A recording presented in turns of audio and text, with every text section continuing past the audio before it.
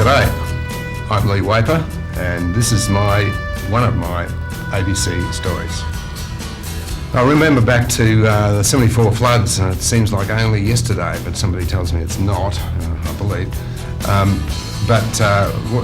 One of the things I specifically remember from the floods, apart from all the other things that are swirling around in my mud-filled brain, was that the height of the floodwaters down here in the bilge pump area of the ABC.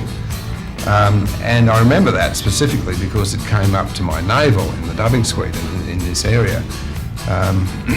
So when I came back here to do a bit more work about a year or so ago, I thought, I wonder if they've still got the 74 flood level mark down in the building downstairs. So I sort of sidled down and came down the stairs and along the corridor and found this mark here.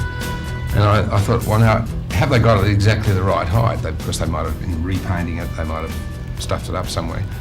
And sure enough, I sidled up to this and I looked up and down the corridor thinking that somebody's going to come around the corner any moment, and placed my navel up against the wall, very dangerous business, I can tell you, and discovered that they were in fact correct. They had got the 74 flood level right. Well, now Mr. Rhodes here has got a pair of original ABC socks on. I think they're complete with mud stain marks. There's something, rings around. Well, yes, blue rings. I snow whited them a few times. Oh, indeed, Yes, as you do. Yeah. Good old Snow White. And do you recall, when the water safety started coming in? Absolutely. At night. Absolutely, yes. It started. I left here about 7 o'clock one of the evening, I forget which evening, and I put some sandbags out the back door, thinking, I might not get any further than that. At least I will have saved the carpet and the floor. Of course, came back the next morning, it was swirling around our knees, and gradually throughout the day it got deeper and deeper. Of course, in the dubbing suite there, we'd taken out most of the gear. We left the big bow projector there because we didn't really figure that the water was going to come up that far. And we had to, but we discovered it was still coming up, and so we had to pull the big bow projector out. I think it took about 6 of us to get it down into the murky floodwaters through the door and out upstairs. And that's a shot of you, actually, Mr. Waper, isn't it? Dismantling some of the dubbing suite gear. I think it is, yes. Yeah, that's oh dear. Yeah. And just over there, there's a shot of me. That's me on the far right. Oh, there, and that's not you, Steve. That's Terry McMahon in the middle, and Martin Saunders on the left. Oh, Martin, yes, that's right. I saw him a couple of years ago. Did you? Oh, right. Yes. And we're busy saving dubbing suite furniture. See, I wonder why. It was waterlogged. One of the most inspiring stories I think that came out of that whole episode was while we were fumbling around in the water, trying to save the dubbing suite furniture. Jack Singe, remember Jack Singe, our illustrious supervisor, burst into the dubbing suite's theatrette. His face was ashen.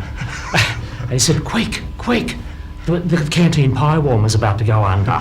So the call of "Save the pie warmer" went around the building. Yes, so it was inspiring. A dozen people immediately rushed to the aid. Well, Terry led the charge. We plunged out into the... sloshing up and down the corridor. That's right, yes. Into the canteen.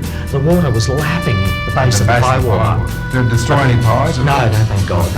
Yes. There was a treat for the rescuers. That's why they were saving it. Let's face it. And we got the hot pie warmer out. It was the option of free pies, wasn't it? Yes, that's right. That was the incentive.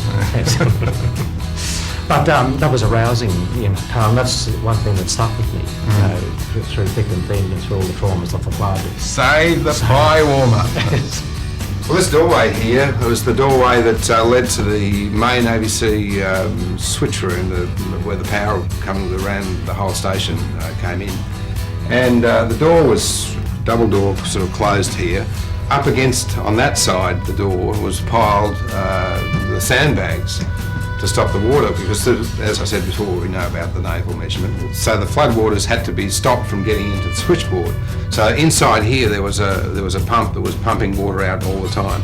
So anyway, that's what happened with this the sandbags here. So another little thing that happened here was the swirling floodwaters are all around here, mud down oozing through our toes, and the floodwaters up to here again. I tripped over something that was swirling in the muddy floodwaters, some electricity, live electricity or something, and plunged into the muddy depths, and came up and walked on a few paces. And somebody said to me, "Don't you wear glasses?" And I said, "Oh yes, I do." I'd lost my glasses in the flood, so I dived back under a desk, and after a couple of exploratory forays, I discovered my glasses under the desk and put them on and walked out. So fascinating as it is, that's my ABC story.